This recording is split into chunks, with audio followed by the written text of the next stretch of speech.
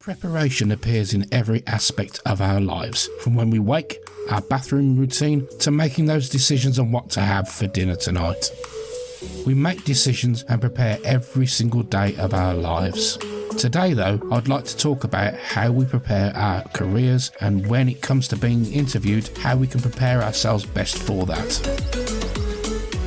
Welcome to episode 3 of the H.M.C podcast, and today we're going to discuss preparation. First of all, I'd like to tell you about a recent learning experience I had. It has long been an aspiration of mine to become a voiceover artist and a voice actor. So in my pursuit of this endeavour, I spent some money on soundproofing and in other various pieces of equipment to improve my studio recording capability. I then spent a few weeks tweaking things, moving things around and practicing my editing skills, and coming to the decision that I was ready. With my newfound confidence, I felt I was ready to record my show reels and sign up to the many voice-over agency websites as possible. Like most musicians, I'd spent time working on my craft and practicing my skills and felt confident enough to begin to record. But stop! How did I know what agencies were the right ones? How would I know what to record and how to record it? What would these people want to hear from me? And how would I best represent what I can do? In my preparations, I'd forgotten what I now feel should have been blatantly obvious to do before I made any steps in my new career, and that thing was to find some good advice. What is better than speaking to someone who has already taken the steps that you wish to take, discovered the pitfalls, and found solutions to those many problems faced with a career such as this? I reached out and made the call to my friend who had gone through the exact experiences starting out. I explained my situation, where I was currently at, and my concerns moving forward. During our Skype call, she explained to me many of the do's and don'ts of starting out as a voice artist, gave me some great leads on which websites, YouTube channels and other tutorial facilities to use, and taught me a great lesson. And that lesson? Well, it's preparation. I now perhaps have to rethink my entire strategy towards this career. However, I have to first accept the following. 1.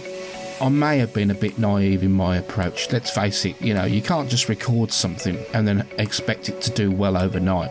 Number 2, it may be beneficial to roadmap what I want to get out of this and how I'm going to get there. Without researching it properly, I would almost certainly not succeed, unless there was a set of miraculous circumstances where I was discovered and made $1 million overnight. We all know these situations happen. However, they're usually vastly over-exaggerated, and the odds are in the millions to 1 category. My new conclusion to this situation is pretty simple, and that is to prepare. So, what am I going to do?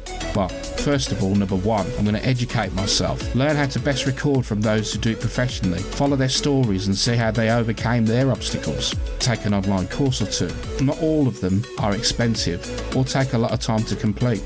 Number 2, join a community. There are millions of online communities out there who are specific to an area of profession or interest. Join one. Become an active member. You never know who you'll meet, and one conversation could lead to an absolute game changer. Number 3, YouTube tutorials. This is an endless and, better still, a free resource. After all, you found me on YouTube. Number 4, podcasts. Some professionals podcast regularly, and some handy tips are there for the taking if I choose to do so. But I'm not a voiceover artist, Adam. I'm a musician, I hear you cry. That's right. You don't have to be a voiceover artist to take something away from today's podcast. You'll have already begun what I'd like you to consider, and that is preparation. If you have rehearsal time booked in a studio, prepare. If you're recording a vocal track, again, prepare. If you're being interviewed by a radio station, once more, prepare. Clear your mind, map out what you want, how you're going to achieve it, and what resources and information you need to achieve that ahead of the deadline.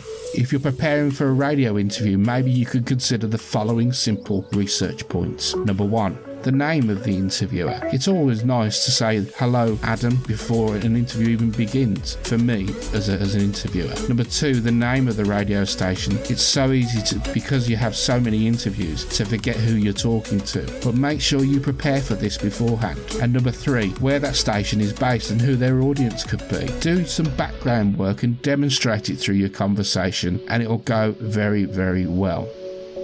And in preparation for your own information, you could consider the following basic factors to mention during an interview. Number 1, the artifact. Well, that is the album or track that you're wanting to promote. Number 2, touring. Once this horrible pandemic has passed, are you still going on tour? If you are, we need to know. And number 3, how your fans can reach you. It's very common for artists, when asked, to completely forget or not remember important information like website addresses, social media links, and store information. An interview is not only the chance for potential fans to get to know you, but it is a unique opportunity to direct them to your shop window and generate sales of merchandise. It may seem a little crass and perhaps less emphasis on the art. It is the undeniable truth. Studios cost money, touring costs money, equipment breaks and you'll need to replace it, and it all costs money. Make sure your shop window is as attractive and easy to navigate as possible. You and your music will do the rest in time. I'm Adam Haywood, and you've been listening to the H.M.C podcast, episode 3. If you want any more information, please do get in touch with me at haywoodmediacoaching@gmail.com. Thanks for listening.